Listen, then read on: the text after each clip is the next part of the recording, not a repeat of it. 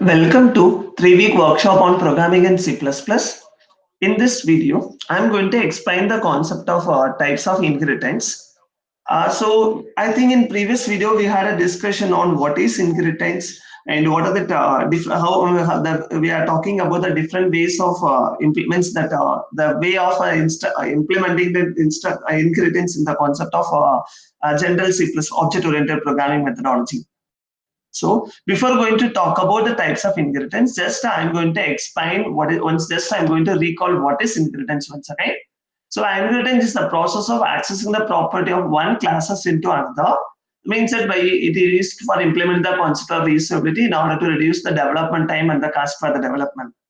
So the syntax for implementing it inheritance is class, the name of the class, derivative class name, then colon. That colon always indicate that the inheritance are going to apply. Then followed by the visibility member, so that we can use private, public, or productor. Then followed by a base class name. Then we are going to access it.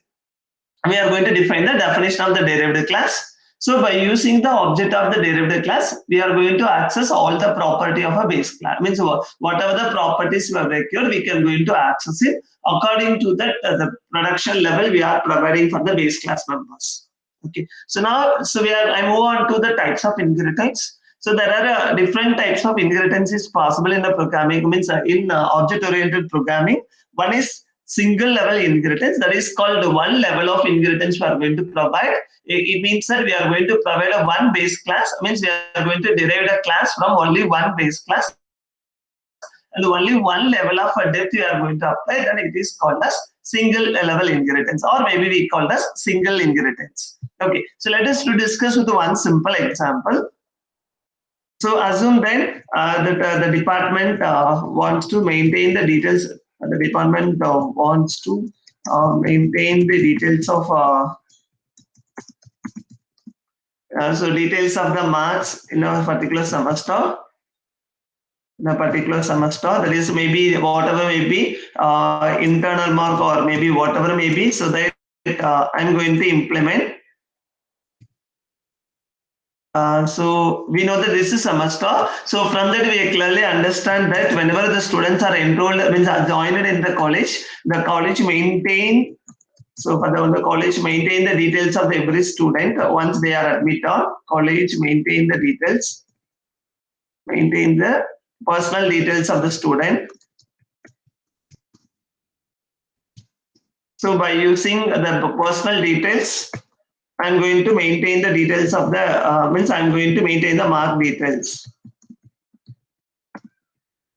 So here, from that we can easy to understand that there is a one class we are going to maintain the information of the student. So here, just I am going to represent the mark of that means the name of the student in private category. So the name of the student. So then I'm going to get means I am going to a simple thing in order to avoid that. The department wants to maintain the details of the particular semester, so wants to create that is a little updation in the problem statement, wants to update the wants to create easy thing, wants to create a markup, means wants to create a student login. It means that I'm going to create a register number for the student, generate a register number of the student.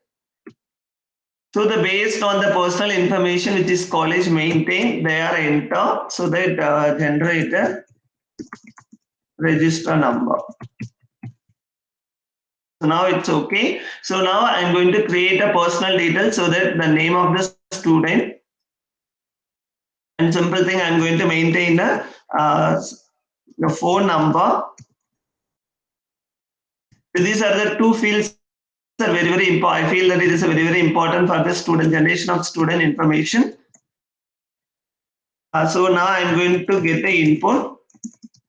So I'm going to use void input. I'm not interested to go with. If you want, you can go to the constructor also.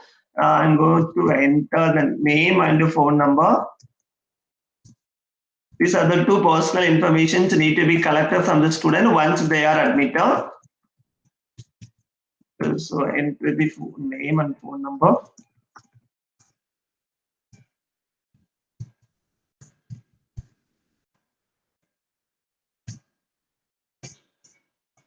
Okay, so now it's okay.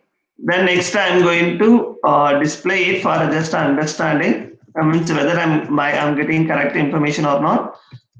So see out so name equal to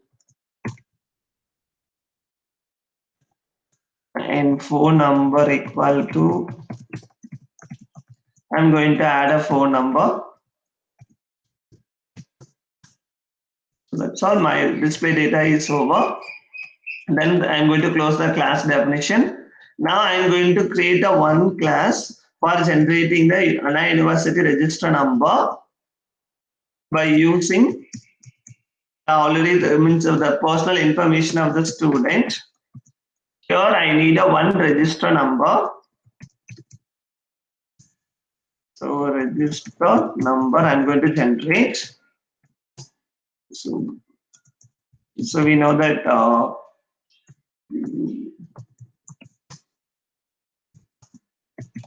I'm going to collect the input. For that, I need the student information like inputs and as well as another one more information also I need. So register number, it is automatically generated. So that what I need to do is, you know that if it is a memory which is a common for us, so that we are going to create a static memory. So automatically the register number will be increased one by one. So then I am going to display all the student details. If you want, you can give a same name. That is, you can use the concept of overridden method and you can access it. That is on your choice. But here I don't want to follow it because it goes with the more complication things. So that I'm going with this different methods. If you want, you can go with the concept of function overriding to implement that. So register number equal to. So another one more thing also we need to assign a one register number to the student. So I'm going to give REG. So that is a register number I'm going to use. After updation, the register number equal to. So we know that whenever we're going to create a common memory location, we need to, this is the number is generated for the one person, so that we need to assign like this. So I'm going to display the register number also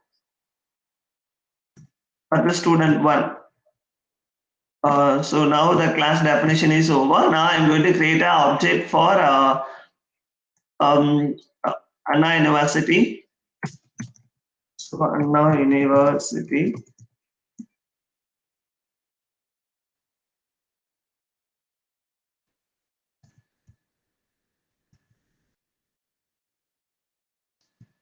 Assume that there are one object is creator, and I'm going to call the method input to read all the values, and also by showing all the field whether I'm getting correct information or not. Now I'm going to compile. So no error. Just I'm going to run it. It asks the name of the user. University register. Oh, sorry, we need to initialize this and define because it is a static variable we have. So I forgot to initialize. So int the name of the class Anna University colon then followed by the name of the variable, that is our register number. So assume that the register number is it's a 5-digit number. This is for my assumption. So even if you can go with any method, even if you go with the long, you can proceed for like that. So it will ask the name of the student. For example, the name of the student and my phone number is. So enter. So then automatically the register will be created. But there is some garbage value will be created for the phone number. We can check it out how much memory location will be created. So it is a phone number is a 10 digits. Minimum we need 11 digits to do that because we need a one more extra space to store a null character. Then I'm going to run it. So I'm Karthik. So it will be displayed as usual thing. So it is a 1001 means 10,000. Sorry, 10,001 will be generated as my number. Okay. So if I want to create another one more record, for example, another one more object I want to create. So Anna University A2. If I'm going to A2 dot input, I'm going to register it. So then A1 dot show. Sorry, A2 dot show. So this is the second object we have created. So now, so that it will ask you to fill informations. So that it number is Karthik. So my phone number. We need ask the second one. So I'm going to enter next information. So the register number will be generated like that. So here, see that only one level of the depth I'm following. So that it is called a single level of inheritance. So the base class, it contains the details of the student personal information. It will be collected once the students coming for an admission. Once the students admission and enter into the first semester, then we are going to register the details of the student for generating a register number in a university. So then after that, just I'm going to reuse it. So this is the way just the concept of the single level of inheritance is worked.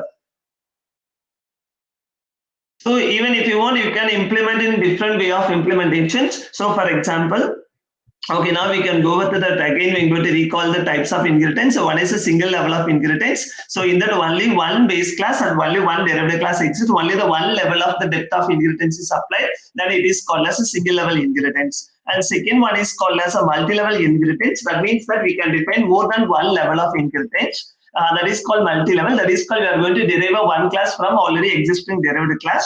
So here I'm going to extend this class. So from this example, we can easily clear that once one base class we have, after generation of the register number, I'm going to maintain the details of the marks of the particular semester. So marks of the particular semester. So here I'm going to reuse it. So reuse this class. So class semester. Where I'm going to derive it from Anna University. Because it's after only the by using the register number only, I'm going to store all the details so that I'm going to record only the two details and also the total. I don't want to maintain the remaining things so that I don't to. I mean, I'm just too far just indicating the concept. Just I'm not going to perform some calculation. Even if you want, you can define whatever the calculation you want. We can define it, no problem. But we need to call the method in for to perform to calculate for to get the input. So just I'm calling the input method and I'm going to read the value of other marks.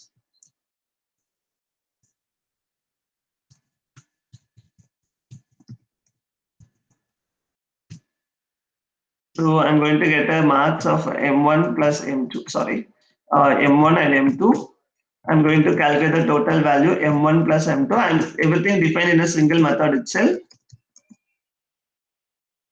So display.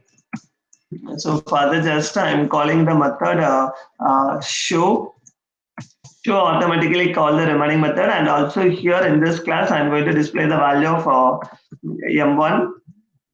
So M1 equal to M1 and same way I need to define the mark 2. So M2 the same way I need to display the value of total.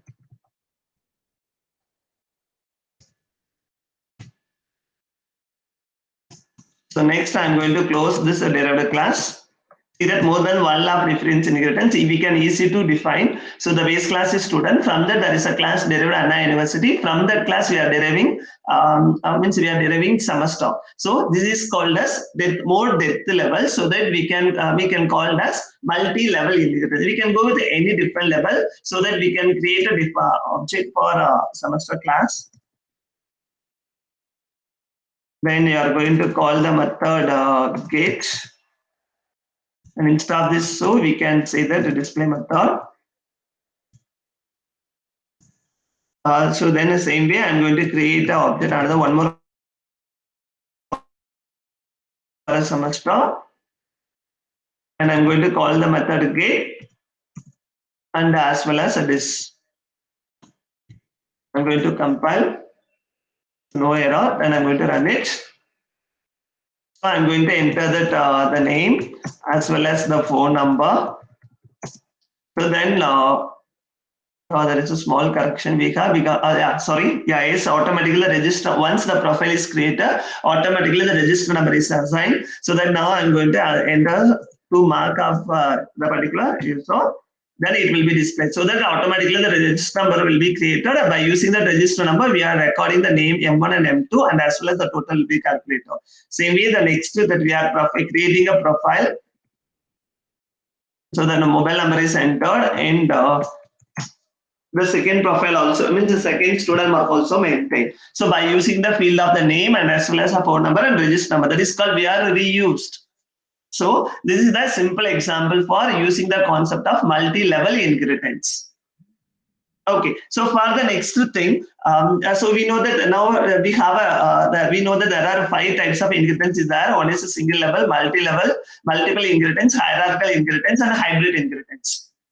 So in this case, just to think about the concept, that means a single level of inheritance is there, multi-level inheritance. So for the multi-level inheritance, more than one derived class, so that you are going to derive a class from another derived class. That means you are going to apply the more than one level of inheritance. Then it is called as multi-level inheritance.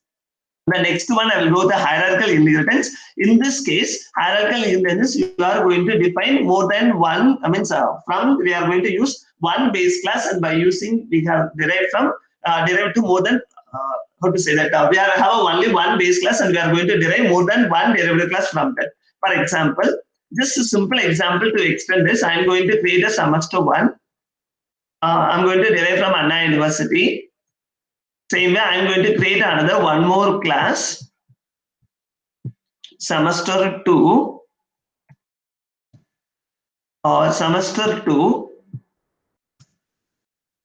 for the same thing. So, so this is an example for hierarchical inheritance. So that here the semester 1 is an example, and also semester 2. There are 2 examples I have. Next, I'm going to compile. There is no error. Then I'm going to run it. So Karthik, and I'm going to enter my details. This is a personal details is already existed. This is the details of the semester 1 marks. I'm going to enter this some other name. This time I'm going to reuse it.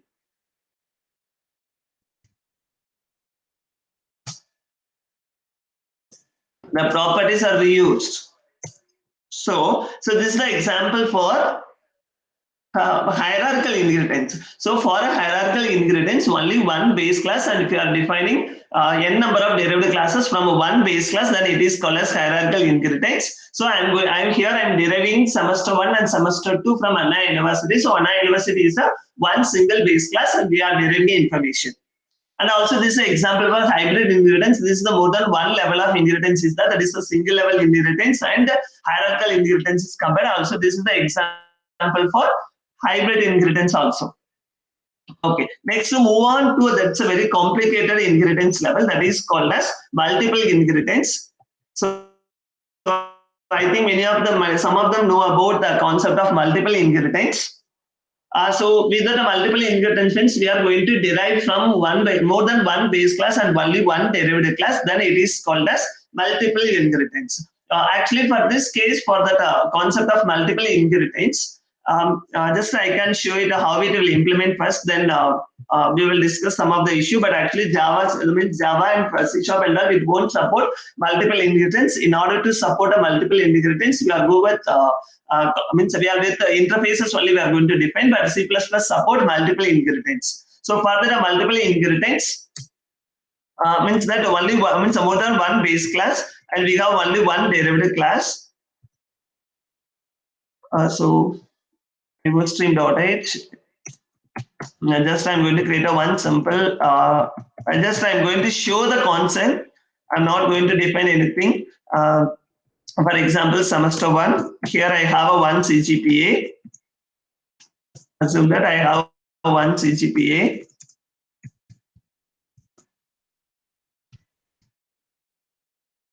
CGPA of the particular semester. So void input. I'm going to read the value. So enter the CGPA for semester 1. So then I'm going to read it from the answer as a CGPA. So just I'm closed it. Same way I'm going to create another one more class.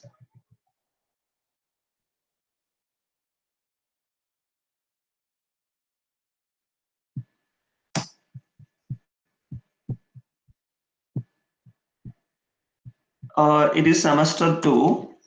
Same CGPA, and I'm going to change my function name as just for indication. And because there is a possibility of ambiguity, this is a major issue here. I'm going to create a one class overall. I want to find the CGPA from all, so that bubbling from semester 1, from semester 2. So from bubbling, otherwise it will be in a private, so that sorry, small correction, it is a GPA. I want to calculate CGPA.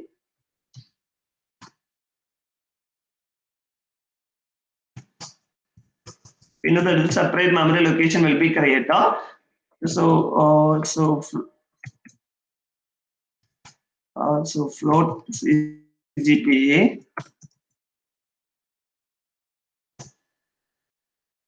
So then after that I'm going to read it. So for that I need to call the two methods, input and as well as input 1, to know the details of the both the CGPA. Then I'm going to calculate the value of CG, that is called SEM1 colon GPA A plus SEM2 colon GPA. Then I'm going to display the value of overall CGPA. Actually not divided by 2, but just for just applying the concept, just I'm going to calculate the CGPA. CGPA equal to CGPA. So now I'm going to close the class.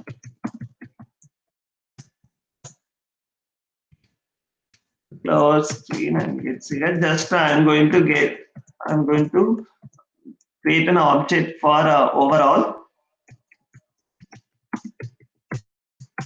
Then one.read, it will be finished everything.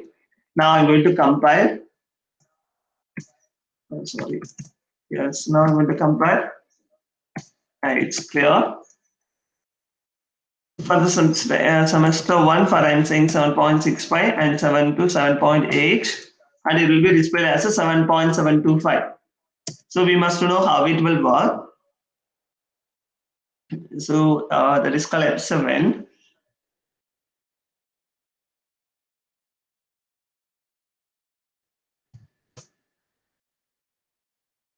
It will read the value of second CGPA. So for example, 8. So it will display as usual thing. But the thing is, if you are specifying the same variable name, and so that I am representing with the help of the class name, so we are accessing. But in some here, if you are not representing the name of the class, so that it makes a confusion. One thing. And second thing, if I go the hybrid inheritance in this case, for example, class personal information of the student is maintained. For example, I'm going to register the means I'm going to maintain the register number of the student.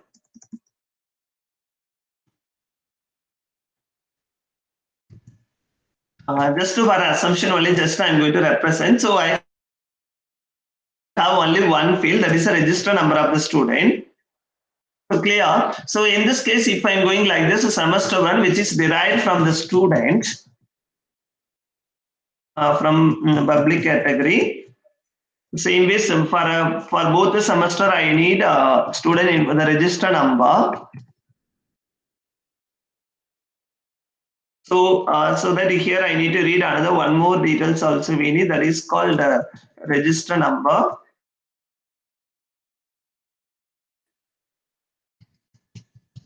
Register number and CGPA.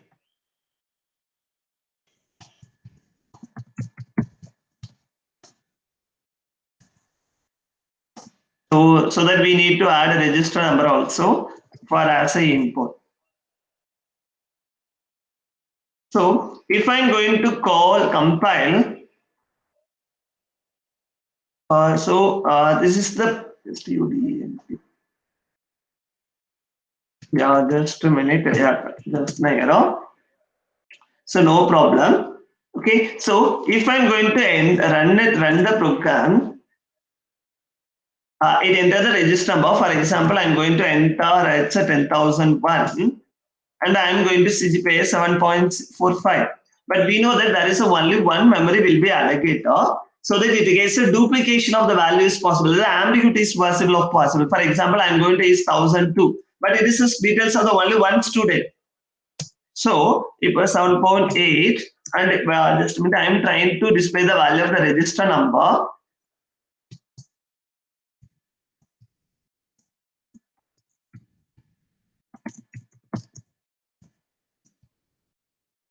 So I'm going to display the value of the register number. Yeah, see that the member is in ambiguous. That means the student register number, because there are two possible ways. If you are not using here, it will see the previous output. So even it will be calculated, but the register number have a different field. But actually, this is a common memory location will be allocated because the student class is used by the SIM1 and SIM2 class. But I'm going to show the hierarchy now. Just a simple way. So this is a student class. So from that, just there are two classes are created.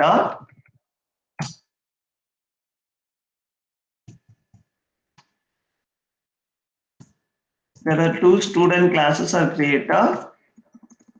So under the student class,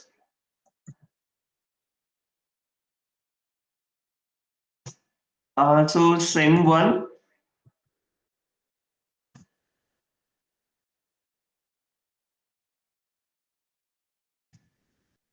SIM2 is created. So then from this,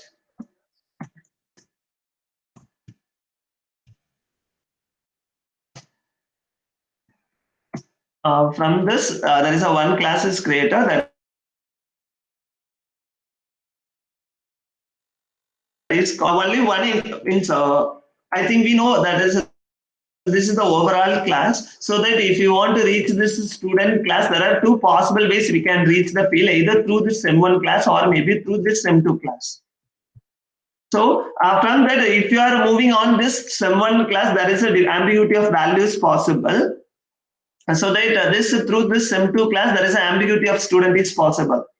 So that the different value of the property for the student class may be assigned. So here for this example, we have a field is called register number. So this is the data field we have, means data number we have in the student class. So by using this SIM1 class, maybe we can assign a different value for the register number.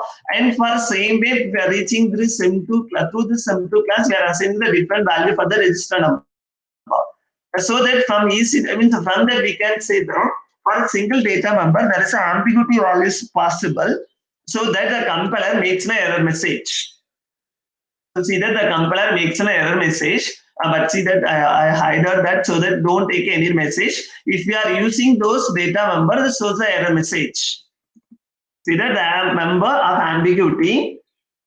See that errors, the member is ambiguous because there are two different classes. So that this is a problem for implementation of the multiple inheritance. So the ambiguity SSH will be facing, so that only the means that for the languages like Java, C# and all won't support the concept of multiple inheritance because it's ambiguity instances. With ambiguity issues. So for that, C++ provided solution is you are adding the keyword visual while implementing the concept of inheritance. If you are using a visual keyword, so it means that you are allowing the classes to remodify the value of this member, some particular data member which is defined inside of the student class. So that the keyword, the visual and the public may be interchanged. Even you can use visual public also. Just I am going to define it here. If you are adding the keyword virtual, it allows to modify. That is the meaning. See that even though that the virtual keyword is added and the register number is reused, now see that the error is error is rectified. So this is the problem we can face while you are going to implement the concept of multiple inheritance in any programming language. If you are going to use the concept of multiple inheritance along with the combined with some other inheritance, maybe there is a possibility of getting ambiguity information. So that in C++, the programming language provide a one simple concept that is called visual. So if you are using a visual keyword, visual concept, so that automatically the overriding is possible. Visual means that the overriding is allowed in derived classes, so that the value of the data member or the value of the method which is derived in the base class is allowed to override. So that is the meaning. So that so here the register number is reused. So now I'm going to run it now. So now I'm going to compile. No error. So once the visual keyword is not mentioned, so that it won't allow for overridden, so that it makes an ambiguous error. So I'm going to say my register number. So then I'm going to enter my CGPA. So I'm going to enter some other register number. So then see that the register number, only one value will be allowed. Means that overridden is possible. So it allow that object to means by derived allow the derived classes to modify the value of this register number. So it only one memory will be allocated, so that whatever the value we modify at the end, when the last the value will be stored inside of your register number. So this is the way we are implementing the concept of multiple inheritance. So as you know that the concept of multi-level inheritance have an issue. Sorry, multiple inheritance have the issue only one base class, and if you have a more than one derived class, that is called multiple inheritance. But if you go with the concept of multiple inheritance, there is a possibility of ambiguity issues. And so for that purpose, we are going with the concept of for that in order to avoid this problem, C means the other programming languages like Java and C# won't support it. So we are going to implement the concept of only interfaces. We are not going to define any value for those fields. But here we can apply. But here C++ allowed to implement the concept of multiple inheritance, but it have the facing issue of ambiguity issues. In order to avoid that, you can give the permission to the derived class to override the values of your data member of your base class by including the keyword visual. So if you are adding the keyword visual, so it means that we are the derived classes are allowed to modify the value of the data member of your base classes. So that the keyword, the visual and public accessibility member while you are implementing the inheritance may be interchanged. I'm talking about this one, the location of this public and visual may be interchanged, there is no issue. But if you are not allowing the visual to define, so just we can check it if the visual is not allowed. Only the memory ambiguous error will be generated due to this ambiguity issues. So that the visual keyword allows to override. So by using this keyword,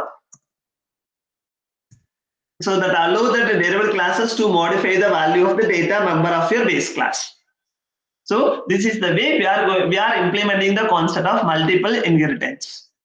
Okay, so I will recall it once again. So there are different types of inheritance will be possible for in programming language. One is single level inheritance, means there only one level of inheritance, so one base class, and we have only one derived class. There is a one level of inheritance applied, it is called single level. And next one is called multi-level. We are going to apply more than one level of inheritance, is called multi-level inheritance.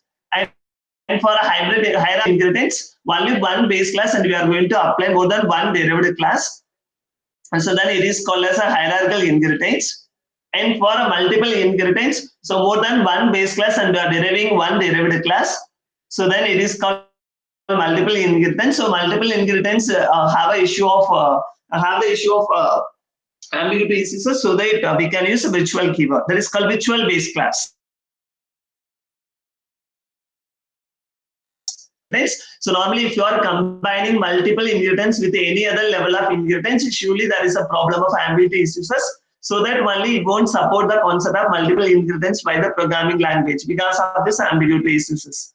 Don't get that confused. By simply implementing multiple ingredients, not an issue. If you are combined with any level of ingredients with the multiple ingredients, the problem of ambiguity issues will be erased. Will be erased, so that we can go with means that here we have the solution for this multiple ingredients is ambiguity is virtual keyword, but the virtual keyword is not supported by some other languages like Java and C# and all, so that we can implement the concept of multiple inheritance by using interfaces. Thank you.